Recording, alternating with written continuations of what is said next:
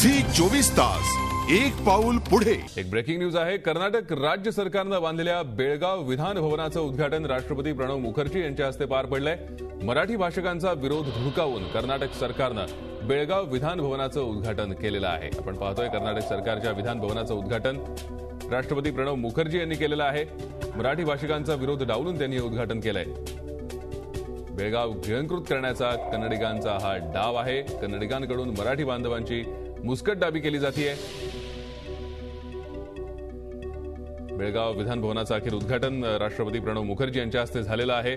मराठी भाषिकांचा याला विरोध होता, मात्र असं असतानाही या विधान भवनाचं उद्घाटन राष्ट्रपतींच्या हस्ते झालेलं आहे। आपण अधिक माहिती घेऊयात। आमचे प्रतिनिधी प्रताप नाईक आपल्या संपर्कात आहेत। प्रताप, एकूणच मराठी भाषिकांचा विरोध आणि एकूणच ही वादग्रस्त वास्तू आहे, या वादग्रस्त वास्तूचं उद्घाटन अखेर राष्ट्रपतींनी केलेलं आहे। नक्कीच महाजन आयोगानुसार ही जी इमारत बांधलेली आहे विधानसभेची, ती पूर्ण इमारत महाजन आयोगानुसार महाराष्ट्रात येते।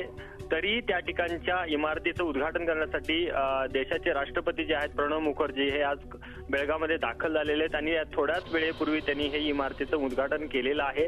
त्याच्यामुळे एकूणच आपण जर बघितलं तर गेल्या अनेक दिवसापासून इथले जे मराठी जनता आहे त्यांच्यामधून संताप व्यक्त होतोय आणि त्याच्यामध्येच आता सुप्रीम कोर्टामध्ये ही केस सुरू असताना राष्ट्रपतींनी या इमारतीचं उद्घाटन केल्यामुळं त्या संतापात आणखी भर पडली असं म्हणायला काही हरकत नाहीये। थोड्या वेळापूर्वीच या इमारतीचं उद्घाटन झालेलं आहे, लोकार्पण सोहळा झालेला आहे। थोड्याच वेळात म्हणजे जवळजवळ मंत्रिमंडळाचे सगळे जे मंत्री आहेत त्या ठिकाणी होते। विविध पक्षाचे संघटनेचे लोक आहेत, नेते मंडळी आहेत, ते सगळे या कार्यक्रमाला उपस्थित होते। एक मोठा लोकोत्सव जसा व्हावा तसा सोहळा या ठिकाणी झालेला आहे। पण दुसरीकडे मात्र हा सोहळा बघत असताना इथली मराठी भाषिक जी जनता आहे ती मात्र संतापलेली आपल्याला दिसून येते। भूषण, अगदी खरंय, संताप आहे, मराठी भाषिकांचा विरोध होता आणि मराठी भाषिकांची मुस्कटदाबी सुद्धा कर्नाटक सरकार करते। मराठी प्रसार माध्यमांना तिथे रोखलेलं आहे। प्रताप, नक्कीच आपण जर बघितलं तर सकाळपासूनच मराठी जे मीडियाची लोक होती किंवा प्रसार माध्यमाची लोक होती ते सकाळपासूनच रिपोर्टिंग करत होती। मला सुद्धा त्याचा अनुभव आला, कारण एका ठिकाणी मी रिपोर्टिंग करत असताना मला सांगण्यात आले की तुम्ही पटकन इथून निघून जावा, अन्यथा मला कारवाई करावी लागेल। काही रिपोर्टरना त्यांनी अटक केलेली आहे सरळपणे। त्याच्यामुळेच आपण बघितले की एकतरी सीमा बांधव कर्नाटक सरकारच्या या अत्याचाराला बळी पडतात आणि त्याचबरोबर आता मीडियाच्या लोकांना सुद्धा या कारवाईला सामोरं जावं लागतंय। ही सगळ्यात खेदजनक बाब असल्याचं प्रतिक्रिया संपूर्ण बेळगावचं सीमा भागात। प्रताप, आपण अधिक चर्चा करूयात त्यापूर्वी आपण जाऊयात शिवसेनेच्या नेत्या नीलम गोऱ्हे आपल्या सोबत आहेत। नीलमताई, आपण पाहतोय मराठी भाषिकांचा विरोध डावलून सगळं हे केलं जात आहे। मला असं वाटतं शिवसेनेचे काही नेते कोल्हापुरात सुद्धा ठाण मांडून बसलेले आहेत या सगळ्याला विरोध करण्यासाठी, मात्र असं असतानाही मराठी भाषिकांची मुस्कटदाबी सुरूच आहे। आज हा महाराष्ट्रातल्याच नव्हे तर संपूर्ण भारतामधल्या लोकशाहीमधला एक वेगळ्या प्रकारची काळा दिवस असं म्हणता येईल। याचं कारण असं की महानगरपालिकेमध्ये मराठी भाषिक बहुमताने निवडून आले होते।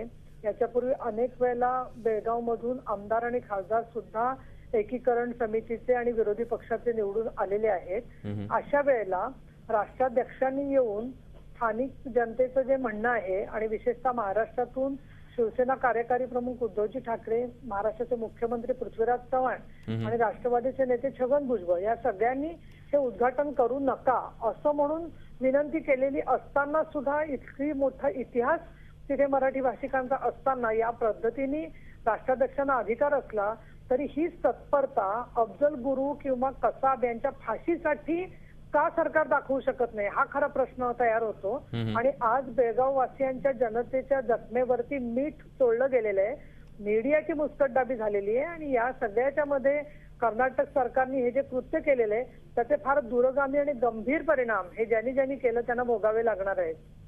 अगदी खरं नीलमताई, भाजपकडून या संदर्भात काही सूचना होऊ शकत नाहीत का? तिथल्या सरकारला भाजपची सत्ता आहे तिथे। भारतीय जनता पक्षाने कशा पद्धतीने राजकारण करायचं हा त्यांचा प्रश्न आहे, परंतु एक सामान्य म्हणजे मराठी कन्या म्हणून मी असं म्हणेन, महाराष्ट्राची लेख असं म्हणून माझं अपेक्षा राहील की राष्ट्रीय अध्यक्ष आहेत नितीन गडकरी, त्यांच्या संपूर्ण आदेशानुसार सूचनेनुसार त्यांच्या राज्यामधले मुख्यमंत्री काम करत असतात। अशा वेळेला असा काही हा प्रश्न नव्हता बेळगाव विधान भवन बांधायचा, पाणी, सिंचन, रोजगार अशा कुठल्या प्रश्नांवरती तडजोड करायचा मुद्दा नव्हता। तर मराठी भाषेच्या अस्मितेसाठी कर्नाटक सरकारला जर का सबुरीचा सल्ला त्यांनी दिला असता तर बेळगाव वासियांचा एक वेगळ्या प्रकारनी भावनांचा सन्मान होऊ शकला असता असं मला वाटतं. आणि आमच्याकडे अनेक SMS येत आहेत की महाराष्ट्रातल्या लोकांनी काय केलं बेळगाव असेल. झी 24 तास एक पाऊल पुढे.